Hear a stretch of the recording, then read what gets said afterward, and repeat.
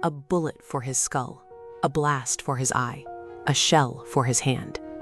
Death stalked him across 3 wars. It always failed. It tried. It failed. Again and again. This is Adrien Carton de Wiart, the unkillable general, a British Army legend who laughed in the face of oblivion.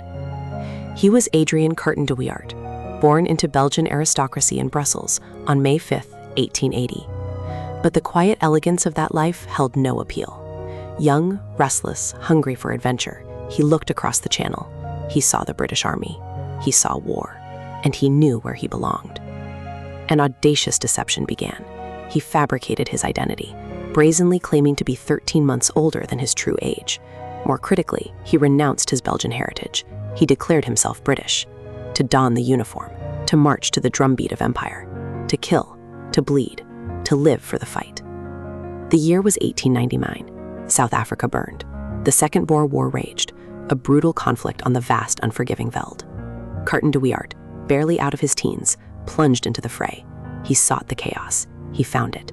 The air thick with the crack of rifles, the thud of hoofs, he charged into the storm. A searing punch to the gut. The world blurred. He crumpled. A bullet had torn through his stomach. Then, a second, lower, ripped into his groin. His first taste of hot lead.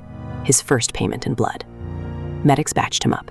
He scoffed at rest. He returned to the front line. The battlefield called. Adrien Carton de Wiart would always answer. This was just the prologue. The Boer War ended, a deceptive lull. Then, 1914, the Great War erupted, a conflagration that dwarfed all conflicts before it, a hellscape of steel, gas, and endless mud.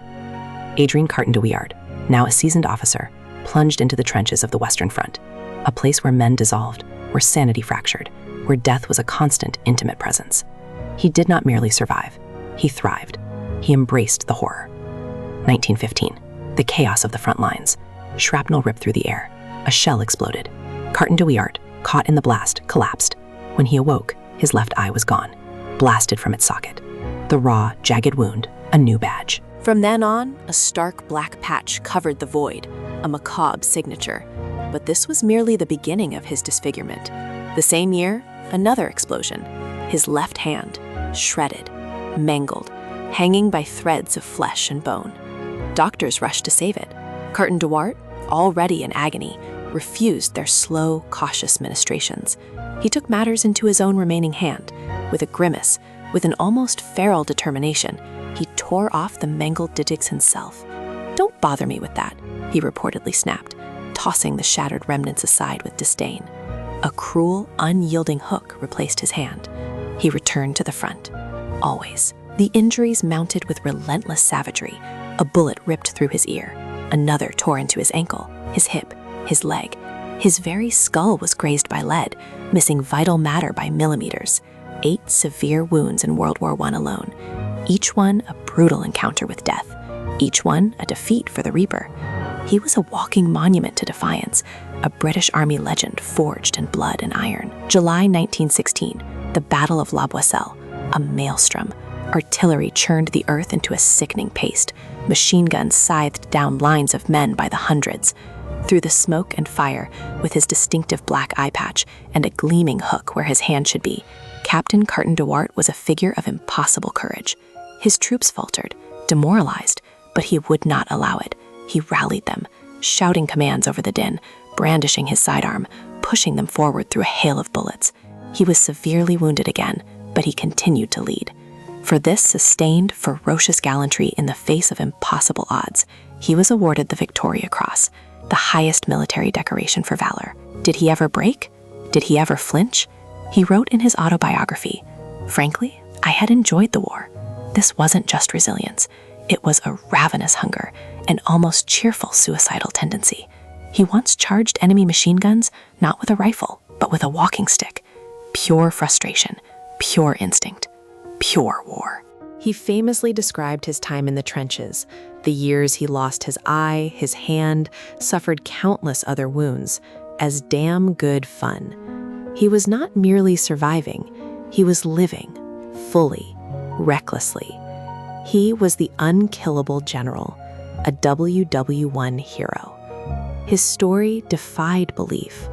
His body was scarred, shattered, rebuilt, but his spirit, unbroken.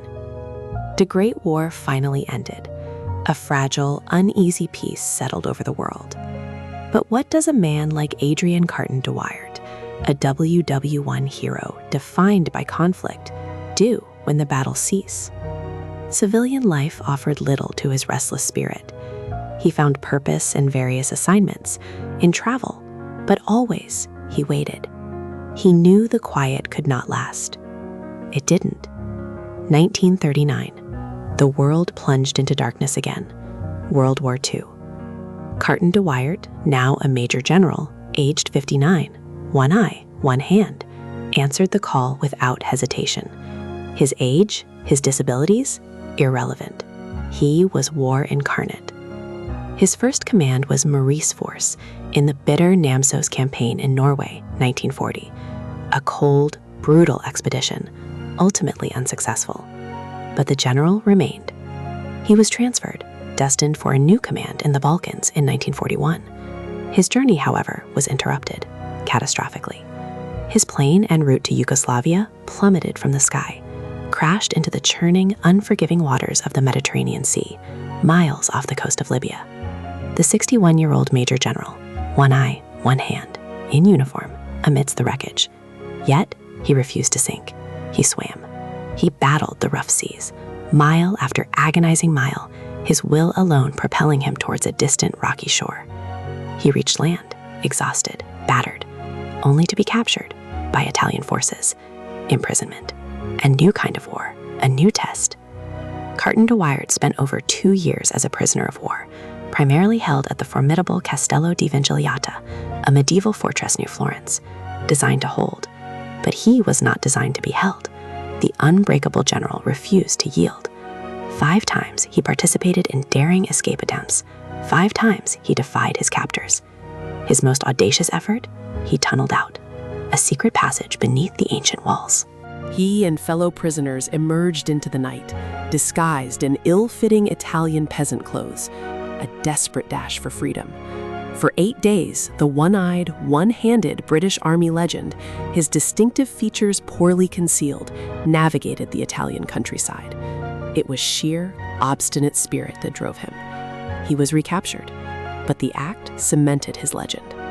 Eventually, through complex prisoner exchanges, he was released. But his fight, his service, was not over. From the trenches of La Boisselle to the gilded cages of Vigigliata, his path now led to the highest echelons of global diplomacy.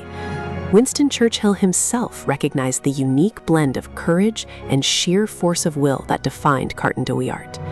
The Prime Minister personally chose him as his personal representative to Generalissimo Chiang Kai-shek in China from 1943 to 1946, a different kind of battlefield entirely, of strategy, of influence, of political maneuvering on a grand scale. Yet the same unwavering spirit, the same impossible will to see the mission through remained. He retired from the British Army in 1947, his work finally done. He had survived the Second Boer War, the full, unholy hell of World War I, and the global chaos of World War II. He had cheated death countless times. Bullet, blast, crash, capture. Adrien Carton de Wiart, the unkillable general, spent his final years in Ireland, passing away peacefully at the age of 83 on June 5, 1963. A life forged in war, defined by survival, by relentless resilience. He faced the abyss again and again. He returned from it, scarred but victorious. He embodied the ultimate warrior spirit, a man who sought war and in turn was remade by it. Not just a survivor, he was